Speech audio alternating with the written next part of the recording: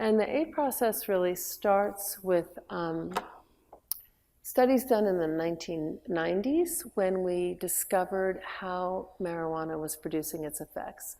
And so this is the first paper that showed this in 1991. And what they showed was that they found the place in the brain where marijuana was acting. And it was kind of a big surprise to everybody because the place in the brain where marijuana was acting was sort of everywhere. All the black dots on the board are the places where marijuana acted. And if I showed you, if I had time and I showed you all the places where cocaine acted, or even alcohol or nicotine, it would be very few spots. This was almost every synapse, almost every cell is capable of responding to marijuana. And the places that it responds are called CB1 receptors, and those are the same receptors that are activated by THC. So why would your brain make all these receptors for marijuana? It's not doing it in case you find these plants and smoke them. It's doing it because there's a natural compound that marijuana is mimicking. And in fact, there are two of them, and they were discovered a few years after the receptors.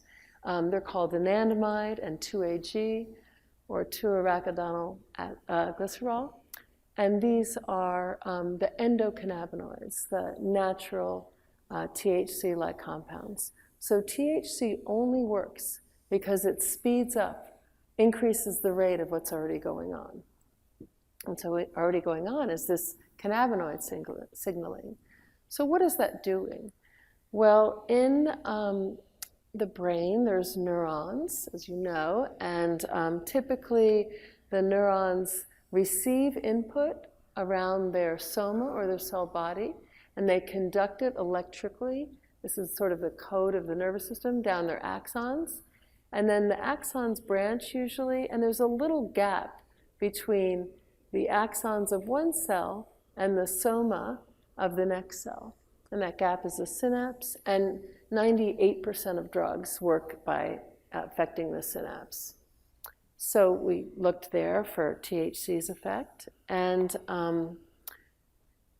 to describe that, I kind of blew this up, the synapse up. So normally what happens is neurotransmitters are released from the end of one neuron to act across the synapse to the next cell. And that next cell has receptors like dopamine receptors or acetylcholine receptors or serotonin receptors. In the case of cannabinoids, the communication goes in the opposite direction. This was a really novel mechanism for people to try to understand. So here is the cell, it releases the neurotransmitter. Maybe that neurotransmitter is glutamate or GABA or another neurotransmitter. Those neurotransmitters interact on this cell across the synapse. And then these little C's are cannabinoid molecules. So anandamide or 2-AG that get released and go back and talk to the first cell. This was a really new mechanism, and as I said, it's in practically every synapse. So what does this mean? I have a picture of my dog to help explain that, my cute dog, because I think I can illustrate it good with him. So what this indicates is that some message comes across a synapse, and then the endocannabinoids are synthesized and released to go back and sort of send a message, sort of a bidirectional message across the synapse. And that, we think, acts like a highlighter to say the message that just came through was something really important, was something salient. And the reason it's all over the brain is because you never know which synapses are going to be transmitting important or critical information.